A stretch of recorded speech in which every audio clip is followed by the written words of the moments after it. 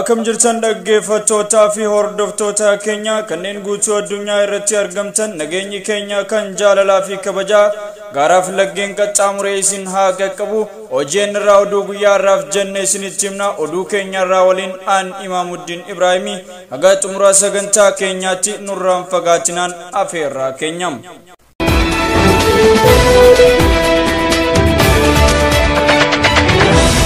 Fidaa reebichi humna addaa Oromiyaatiin uummata nagaa irratti raawwatamuu godinaalee fi guutuu Oromiyaa keessatti akkuma itti fufatti jira.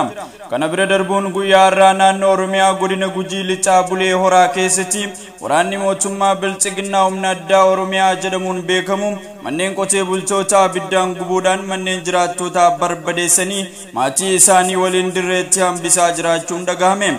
Gochi gara jabeenya waraana mootummaatiin raawwatamu kun godina Gujii gandoota qotee bultootaa iddoolee garagaraa keessatti haala suukanneessaa ta'een manneen jiraattootaa qabeenya keessa jiru waliin jalaa gubaa jiraachuu ragaan viidiyooleen deeggaramee ni mul'isa. Akka odeeffannoon jedhutti waraanni mootummaa humna addaa Oromiyaa kun jiraattota naannichaa isin shanee dhaabaa adda bilisummaa uummata Oromoo deeggartan jechuun hidhaa fi reebichi jiraattota irratti humnoota mootummaatiin yeroo adda addaatti raawwatamaa jiru daranuu cimee itti fufee akka jiru odeeffannoon ni addeessa. Gocha suukanneessaa humnoota mootummaatiin haala suukanneessaa ta'een uummata Oromoo guutuu Oromiyaa keessa jiraatu irratti raawwatamaa jiru Alduree tokko malee mootummaan uummata irraa dhaabuu akka qabu hayyootni Oromoo fi falmitoonni mirga namummaa akkasumas uummatni Oromoo hundi yeroo adda addaatti mootummaa gaafatus tuffii uummatichaa irraan kan ka'e mootummaan Biltsiginnaa muummicha ministeeraa Dr. Abiy Ahmediin durfamu gaafii uummataaf gurra kennuu dhabuun humnoota waraana isaa Oromiyaa guutuutti bobbaasuun uummata Oromoo lubbuu ilmaan isaa itti gabbaree aangootti isa baasee gidirsaa jiraachuun waan haalamuu miti.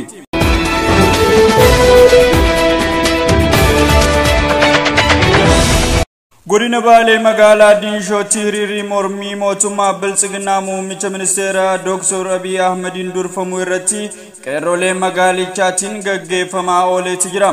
Hiriirri kun waxabajjii 13 ganama irraa eegaluun bifa ho'aatiin gaggeeffamee ooleeti jira.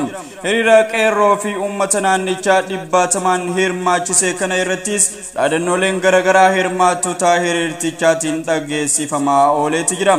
Dhaadannoolee kanaanis hidhaa fi ajjeechaa uummata Oromoo nagaa irratti humnoota mootummaatiin raawwatamu daddaffiin haa dhaabbatu, gaafiin qeerroleen Oromoo kumaatamaan irratti wareegamte nuuf haa deebitu, uummanni Oromoo Gujii fi Wallaggaa obboloota keenya komaandii poostiin seeraan alaatti irratti labsame daddaffiin irra haa kaafamu, nuti kan qabsoofneef nafxanyoota ofirratti hangeessuuf miti, sagaleen keenya haa dhagahamu kan jedhanii fi kanneen kana fakkaatan faan hiriirticha irratti dhageessifamaa ooleeti jira. Humnootni nageenyaa hiriirticha bittimsuuf gaazii imimaaneessituu aaraa hirmaattota irratti darbachuun hiriira kana gufachiisuuf yaalanis uummanni fi qeerroon tasgabbii fi nagayaan sagalee isaanii dhageessifatanii kan oolan ta'uu odeeffannoon ni addeessa. Uummanni Oromoo hidhaa fi ajjeechaan mootummaa kanaan irratti raawwatamu obsa waan isaan fixachiiseef akkuma kaleessaa mootummaa gabroonfataa wayyaanee buqqisnee Maqaleetti galchinetti gabroonfattoota afaan Oromoo dubbachaa uummata keessaa ba'an akka lagaatti ilaalanii tarkaanfii gara jabeenyaa irratti fudhachuun lammiilee nagayaa gidirsaniif fala akka hin dhabne ifaan ifatti ibsaniiti jiru.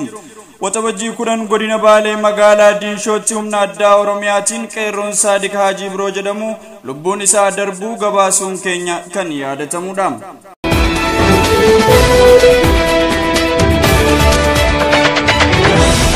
Boordiin filannoo biyyaalessaa qabeenya addawaawaa duraanii akka qulqulleessaniif ooditaroota lama kan muude ta'uun beekame.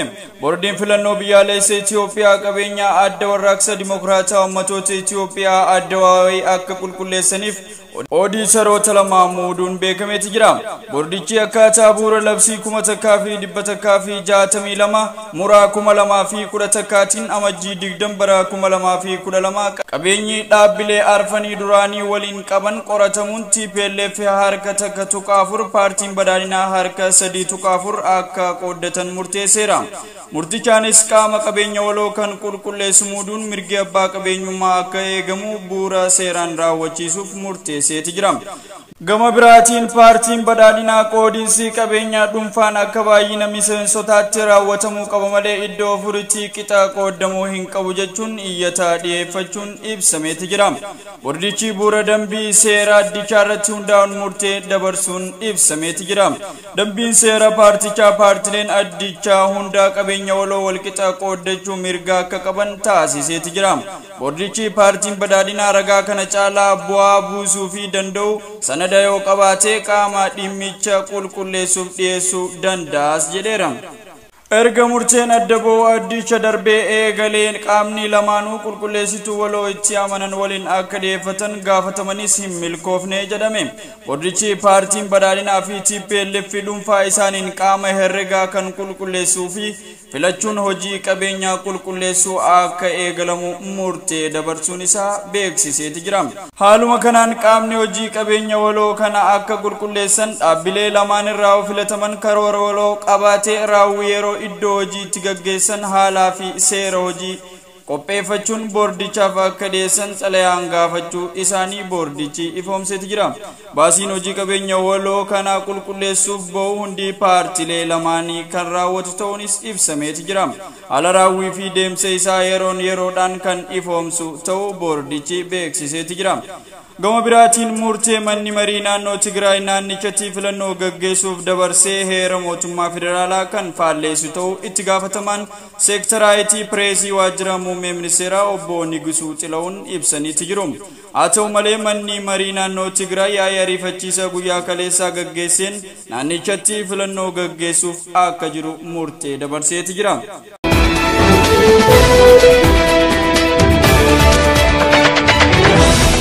Sagantaa kenna tajaajila lammummaa sadarkaa Oromiyaatti eegalame. Muummeen ministeera federaalaa Dr. Abiy Ahmed magaalaa Walisootti argamuun sagantaa kenna tajaajila lammummaa naannoo Oromiyaa eegalchiisaniiti jiran. Sagantaa baniinsaa kana irratti pirezidaantii mootummaa naannoo Oromiyaa obbo Shimallis Abdiisaa dabalatee hooggantoonni olaanoon naannichaa argamaniiru.